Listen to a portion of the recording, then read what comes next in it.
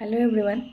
মই যেনেকৈ কিছুমান ৰিচুৱেলছ আহিলে বা তেনেকুৱা মেনিফেষ্টেশ্যনৰ টাইম আহিলে ফুল মুন আহিলে নিউ মুন আহিলে কিছুমান মেনিফেষ্টেশ্যনৰ কথা আপোনালোকৰ লগত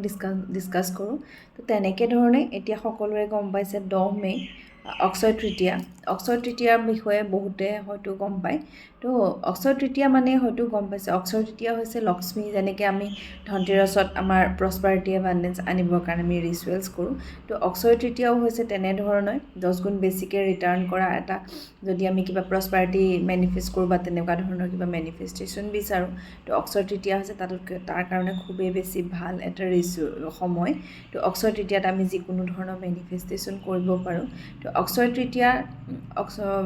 আমাৰ যেতিয়া ধনতেৰছত কি কৰোঁ আমি মা লক্ষ্মীৰ কাৰণে কৰোঁ তো যিহেতু অক্ষয় তৃতীয়া হৈছে লক্ষ্মীনাৰায়ণৰ যুগ কুবেৰৰ যুগ অক্ষয় নামটোৰ পৰা আমি গম পাইছোঁ যে কোনো ধৰণৰ ভঙা চিঙা কথা নহয় তো আমি যি কৰোঁ তাৰে 10 টাইমছ আমি পাম গতিকে অক্ষয় তৃতীয়াৰ কাৰণে মেইনলি আমি কি কৰিব লাগে কিছুমান ডনেশ্যন কৰিব পাৰোঁ অক্ষয় তৃতীয়াত আৰু যদি আমি কিছুমান বস্তু কিনো প্ৰস্পাৰিটিৰ কাৰণে যদি আমি কিছুমান বস্তু কিনো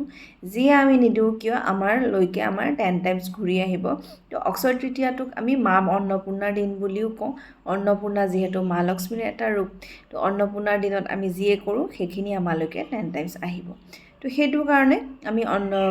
অক্ষয় তৃতীয়াৰ কাৰণে আমি কিছুমান ডনেশ্যন কৰিব পাৰোঁ তাৰ লগতে আমি কিছুমান সোণৰ ৰূপৰ মুদ্ৰা কিনিব পাৰোঁ সেইখিনি আমি কিনিব পাৰোঁ তাৰ টাইমিংটো হৈছে 5:35 পৰা 10টা বজালৈকে কৰিব পাৰে 10:35 AM তাৰপিছতে আকৌ 12:30 পৰা আছে 12:30 পৰা 5:30 PM লৈকে আপোনালোকে কৰিব পাৰে তাৰপিছতে আকৌ 6:30 পৰা 7:21 PM লৈকে আপোনালোকে শ্বপিং বা তেনেকুৱা ধৰণৰ গ'ল্ড কইন বা তেনেকুৱা কামবিলাক কৰিব পাৰে আৰু যিহেতু অক্ষয় তৃতীয়া হৈছে অক্ষয় তৃতীয়াত আমি কি কৰোঁ আপোনালোকে হয়তো শুনিব পাৰে অক্ষয় পাত্ৰম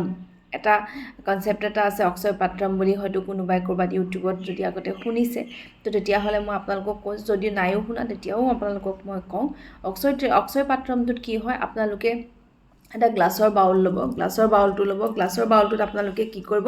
অক্ষত চাউল তাৰমানে নভগা চাউল অলপমান আপোনালোকে ল'ব তো আপোনালোকে যিকোনো এমাউণ্টৰ আপোনালোকে চাউল ল'ব পাৰে তো চাউল লৈ পেলাই সেই বাউলটোত আপোনালোকে কি কৰিব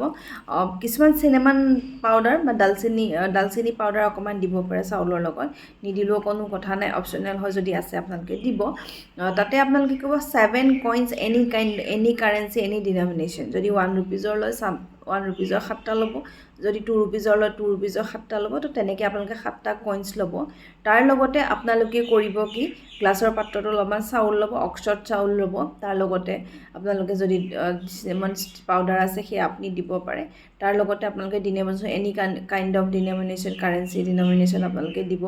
তাৰ লগতে আপোনালোকে কৰিব কৰি যদি আপোনালোকৰ লগত আছে কৰি আপোনালোকে দিব পাৰে আৰু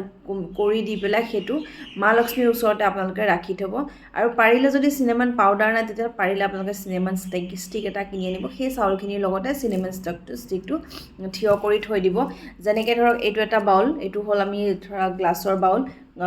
বাউলটোত আমি চাউল দিলোঁ চাউল দিয়াৰ পিছত ইয়াতে আমি এনি কাইণ্ড অফ 7 ডিনমিনেশ্যনৰ নোট দিম ইয়াতে নোটছবিলাক আমি ইয়াতে দি যাম ইয়াতে নোটছবিলাক দিয়াৰ পিছতে আমি কি কৰিম দিয়াৰ পিছত নোটছ ইয়াতে চাউলখিনি দিয়াৰ পিছতে আমি চাউলখিনি দিয়াৰ পিছত চিনেমান পাউডাৰ যদি থাকে চিনেমান পাউডাৰ দিম তাৰপিছতে আকৌ গোটেই কইনছখিনি দিম 7টা কইনছ দিম তাৰপিছত চাউলখিনি দিম চাউলখিনি দিয়াৰ পিছতে সেইখিনি কাভাৰ আপ কৰি দিম চাউলখিনি নোটছখিনি কাভাৰ আপ কৰি দিম তাৰ ওপৰত আমি কি কৰিম চিনেমান ষ্টিকটো আমি এনেকৈ চাউলৰ ছাইডত এনেকৈ ৰাখি থৈ দিম তাৰটো ফিল কৰি থৈ দিম এইটো ফিল কৰি পেলাই মা লক্ষ্মীৰ যিকোনো মূৰ্তিৰ আগত বা মা লক্ষ্মীৰ ফটোৰ আগত যদি আপোনাৰ ঘৰত আছে আপোনালোকে তাতে থ'ব পাৰে তাতে থৈ দিব আৰু যদিহে নাই মা লক্ষ্মীৰ ফটো বা তেনেকৈ মূৰ্তি কিনি আপোনালোকে কৰিব পাৰে মা লক্ষ্মীৰ ঘৰত প্ৰস্পাৰিটি এবাণ্ডেঞ্চৰ কাৰণে আৰু লগতে যদি আপোনালোকে অক্ষয় তৃতীয়াত মাটিৰ কিবা পাত্ৰ কিনিব বিচাৰে মাটিৰ পাত্ৰ খুবেই ভাল যিহেতু অক্ষয় পাত্ৰম বুলি কোৱা যায় গতিকে আপোনালোকে ৰাখিব পাৰে মাটিৰ পাত্ৰ কিনিব পাৰে সোণ ৰূপৰ কথাটো মই আপোনালোকক ক'লোৱেই তো আপোনালোকে অক্ষয় পাত্ৰম আপোনালোকে কৰিব পাৰে আপোনালোকে কৰি যাওক আপোনালোকৰ লাইফলৈকে প্ৰস্পাৰিটি আহক আৰু অক্ষয় তৃতীয়াৰ আগৰ মোৰ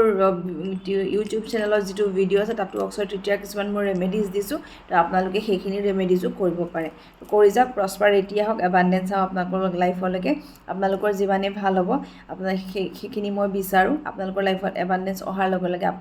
আপোনালোকে মোক জনাব চবে প্ৰস্পেৰিয়াছ হওক happy Akshaya Tritiya thank U